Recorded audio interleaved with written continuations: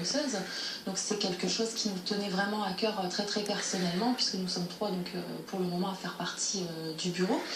Donc on tient par contre à se démarquer de toute autre association ou structure déjà existante qui ont pour but comme nous en fait de faire avancer la recherche pour la leucémie.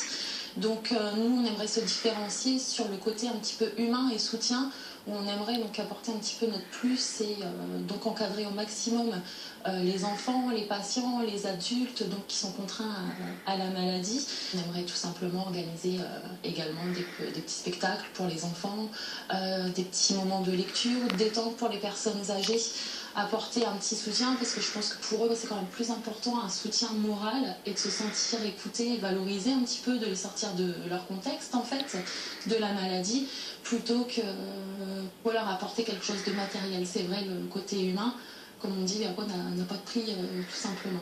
Je suis auto-entrepreneur, donc plus particulièrement donc, je fais des petites créations et je m'engage donc par mon activité d'auto-entrepreneur à reverser donc une partie donc à notre association. Donc, on a une grosse association sportive qui s'est proposée pour nous faire donc un partenariat.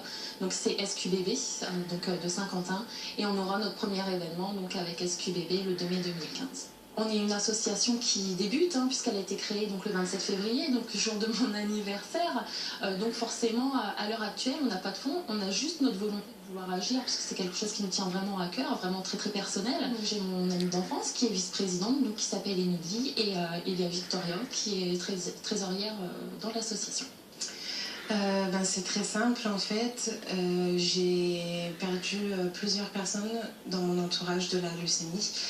Et donc ça a été des moments très durs et très douloureux. Donc j'ai voulu faire partie de cette association pour un peu transformer cette douleur en réussite en fin de compte.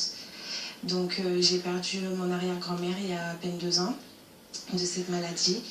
Il y a quelques années, j'ai perdu aussi un ami très proche à moi, donc, qui avait 18 ans seulement. Et donc j'ai pas connu ma grand-mère aussi à cause de cette maladie. Et donc je suis un peu touchée de près par cette maladie. Rappelons qu'il existe également dans le Saint-Quentinois l'association Fabien Camus qui organisait le dimanche 15 mars dernier son semi-marathon annuel. Un rendez-vous incontournable pour son dynamique président David Caron et ses bénévoles. Rendez-vous important à ne pas manquer, c'est demain, jeudi, que vous pouvez donner votre sang toute la journée au Palais de Fervaques de Saint-Quentin. Un geste simple qui peut sauver des vies, alors vous savez ce qu'il vous reste à faire.